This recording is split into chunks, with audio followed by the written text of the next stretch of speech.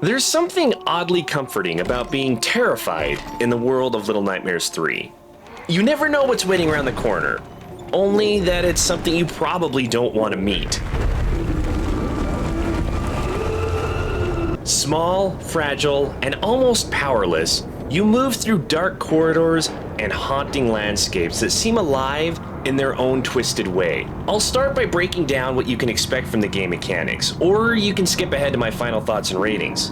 Just don't blink. These nightmares have a way of finding you first.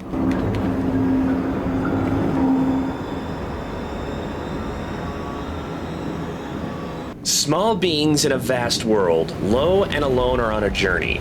You join them deep within a sandy, seemingly abandoned city. The only way forward is together.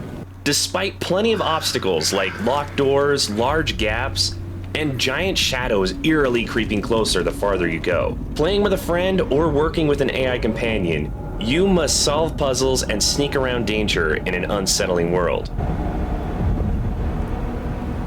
Before starting the game, you get to choose who you want to play as. Lo, the crow skull-wearing bow user, and Alone, the mechanic with a very large wrench. Both will be equally important in your journey by providing solutions to specific puzzles. When playing Alone, AI will control the character you don't pick and will follow you around, rarely thinking for itself, only acting when you ask. Some puzzles do involve teamwork and timing, but it was very easy to play solo and work with the AI controller. Many times on your journey, large, disgusting beings will grab you and smash your tiny body in the process. To sneak past them, you'll need to watch their movements and time your pace from one hiding spot to another until you find the exit. Thankfully, if you fail to sneak by, you will start over very close to where you began. The way out wasn't always obvious, often requiring more than a few deaths before finding it. Hidden throughout each section of the game are small collectibles you can grab or break. They vary in each part and are not always obvious that you can interact with them. Toys in one area, ghosts in another, and there's even a creepy porcelain doll that appears frequently and can be destroyed. They are linked to achievements, but it's very hard to keep track of what you found or missed in a playthrough, requiring thorough searching in every area if you want to collect them all. There are very few words spoken in the game, and some reading, but nothing terrible. The only potential issue I can see is the unsettling designs of some environments and enemies. They're not scary, but very off-putting. The enemies' bodies are mishappen, and when they move, it's downright freaky. I don't think being scary is the main aim of the world, but disturbing and eerie definitely are.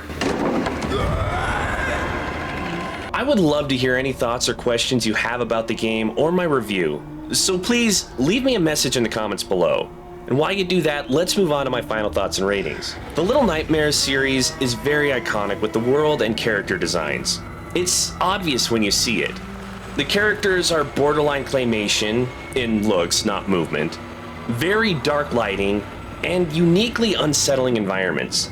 Very interesting, albeit short games, with interesting storytelling and minor puzzles. Remaining on course with the series, Little Nightmares 3 didn't disappoint with what I expected visually.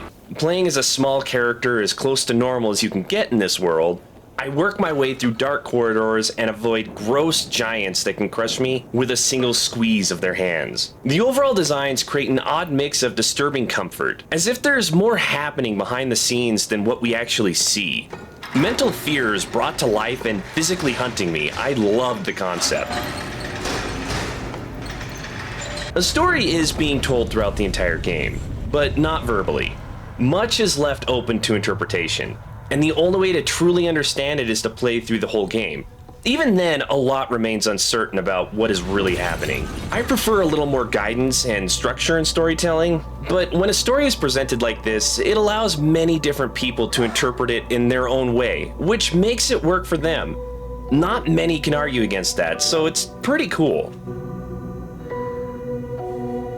I enjoy a good puzzle game, and there were plenty of puzzles to work through in this one. But it didn't take long before they started to feel stale and lost my interest. Very rarely did I get stuck and have to think about what I needed to do to move forward. I felt like I was on autopilot for most of the game. There weren't many repeat puzzles, but they felt more like standard obstacles rather than an actual puzzle. It seemed there was more focus on figuring out co-op gameplay than on detailing puzzles. The fact that I could play through the entire game as either character adds a small sense of replay value, especially if I want to unlock all the achievements, some of which are locked behind the character I choose. Then there's the tedious hunt for all the special collectibles hidden in each section of the game. With a 4.5-hour playtime, it's tempting to replay and have different experiences, or play again with a friend. With that, I feel like it's a good time to break everything down into numbers and place this game on a shelf. The visuals were great, conveying a dark, freaky world without being terrifying. It's getting a 4. The story wasn't bad, but it left too much to interpretation for me. That's a 2. The gameplay started strong, but became stale very quickly. It was hard for me to stay engaged. That's another 2. Some replayability with the character choices and collectibles defined. I'll give it a 3. Overall fun was very middle of the road. I loved the parts that made me think, but a lot of it was moving with little involvement, getting another 3.